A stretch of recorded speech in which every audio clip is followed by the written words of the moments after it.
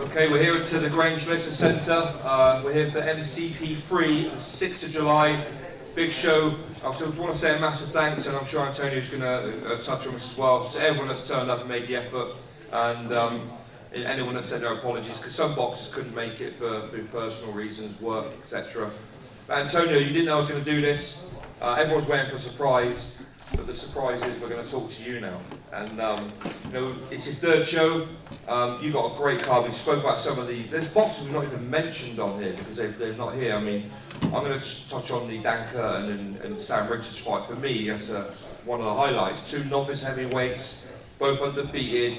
Dan Curtin, he's a lot more experienced than Sam Richards. We got one of his relations in the back there, but you know, you must be excited for that one. Yeah, big fight, big fight. Sam Richards' first real test. Dan Curtin, so I know Dan's been training hard, I know he's been hungry for this one. Sam Richards doing the chicken diet as he always does, but again, Sam's not matched with anyone of any substantial yet, so it's going to be very interesting to see where Sam fares on the scene when he steps up against unbeaten Dan Curtin.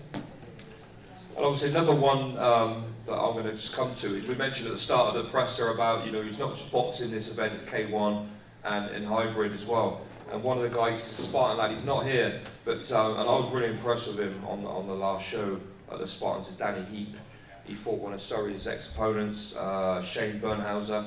He's facing Mark Rawls. Now Mark's been through a tough time, but he took a short notice fight on Fight Club against a really highly decorated boxer, and he went the distance. Yeah, went the distance. Obviously, the hybrids you'd say on paper would suit Mark Rawls more, coming from BKB background. So, but Grant tells me that Danny Heap is up for most challenges and he's down for it. So it's set to be an absolute whirlwind, that one. Again, 4-ounce gloves.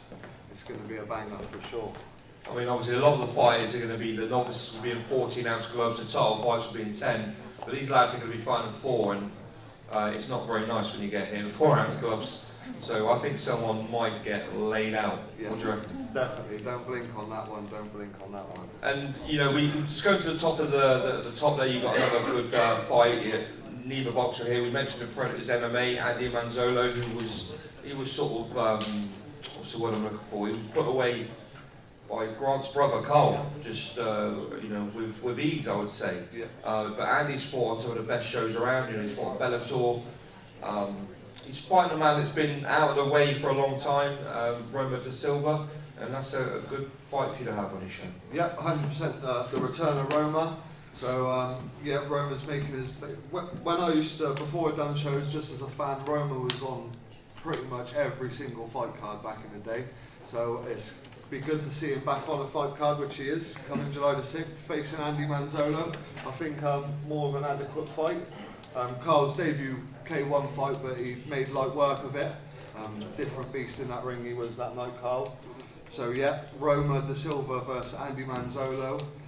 Will Roma be the same Roma? It's yet to be told, so a few questions to be answered there. So yeah, very exciting bout, very exciting bout. So the last thing I wanted to say to you, mate, is obviously you've come on, done shows for nearly a year now. You're at the Grange. It's a new place for you. You want to go bigger and better. Yeah, definitely want to go bigger and better. So if you not bigger than Tank Promotions. No, of course not. The best around. But yeah, definitely the plan for MCP is to get as big as possible.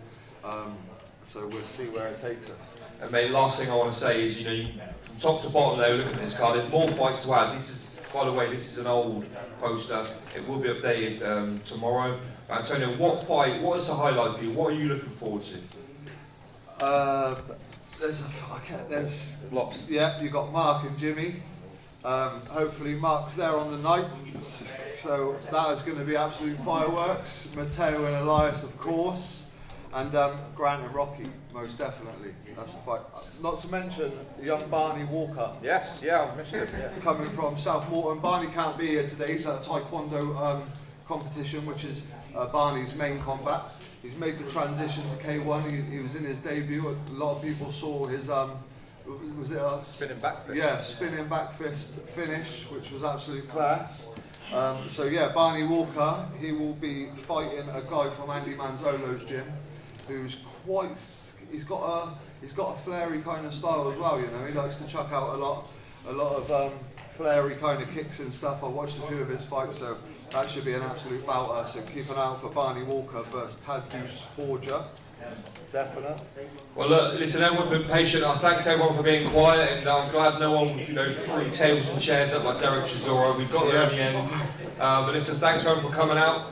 One last thing, just thanks to all of our sponsors: Wiltshire Junkbusters, Swindon Stratton Reclaim Yard, Waffles Scrap Metal, Owens World Foundation, A1 Scaffolding, and Chaz Dowie Sign Bits.